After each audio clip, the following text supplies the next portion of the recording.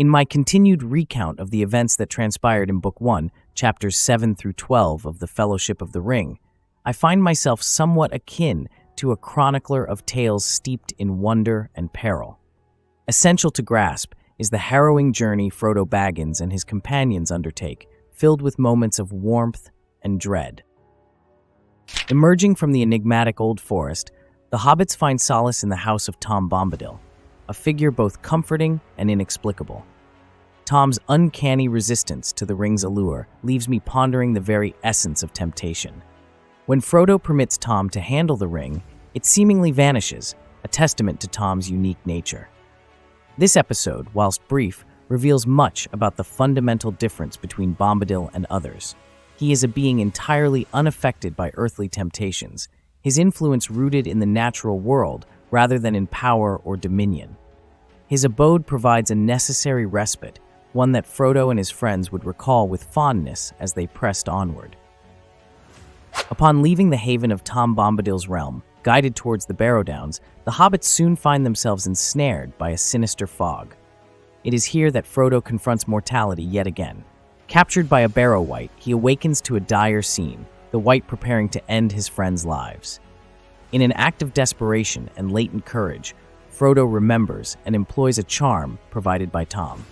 This invocation heralds Tom's arrival, who promptly liberates them and bestows each with a knife from the wight's hoard, symbolic of their newfound resolve and readiness to face the growing perils. Reaching Bree and its welcoming inn, the Prancing Pony, Frodo adopts the alias Underhill, evoking Gandalf's earlier counsel.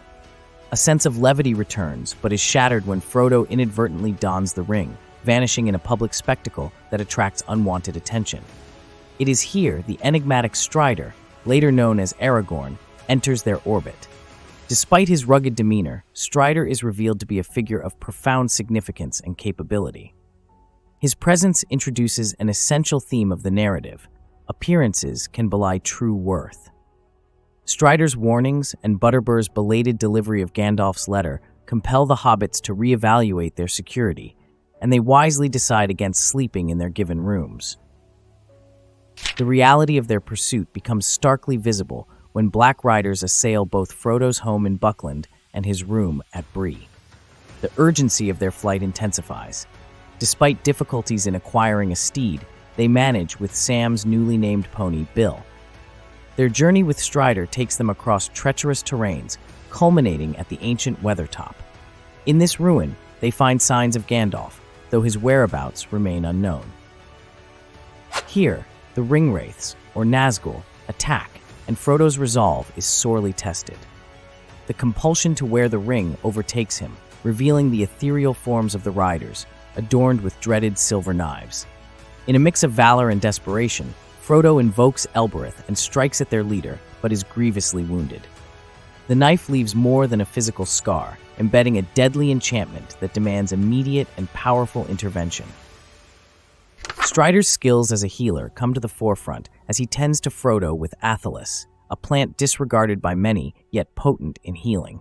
The journey to Rivendell appears nearly insurmountable, for Frodo's strength wanes each day. Their salvation materializes in Glorfindel, an elf lord whose timely intervention guides them to the ford of Bruinen. At this boundary, the riders converge once more. Frodo's struggle is not merely against the physical pursuers, but against the dominion the ring seeks to exert over his will. With a surge of inner strength, he defies them, crossing the ford as a torrent of enchanted water, summoned by the powers of Rivendell, sweeps away the riders. Bombadil's indifference to the ring offers a fascinating juxtaposition to the harrowing journey Frodo navigates.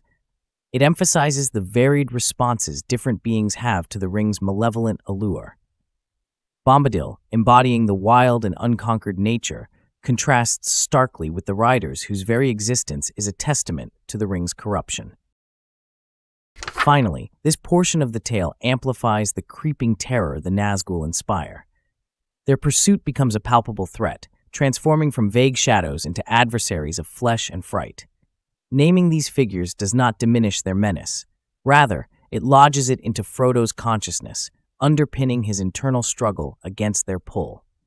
Ultimately, Frodo's journey, though supported by companions and guides, is also a solitary struggle of will. A recurring theme manifesting through his decisions, whether it be succumbing to the ring's influence on Weathertop or resisting at the ford of Bruinen. Each step taken by the company is marred with peril and underscored by Frodo's growing understanding of his monumental task. The trials bespeak not just a journey across lands, but an inward passage testing the very mettle of the ring-bearer's spirit. If this video was helpful, please smash the like button and tell me what you would like to see in our next Bookly video in the comment section below. This has been another Bookly Crash Course.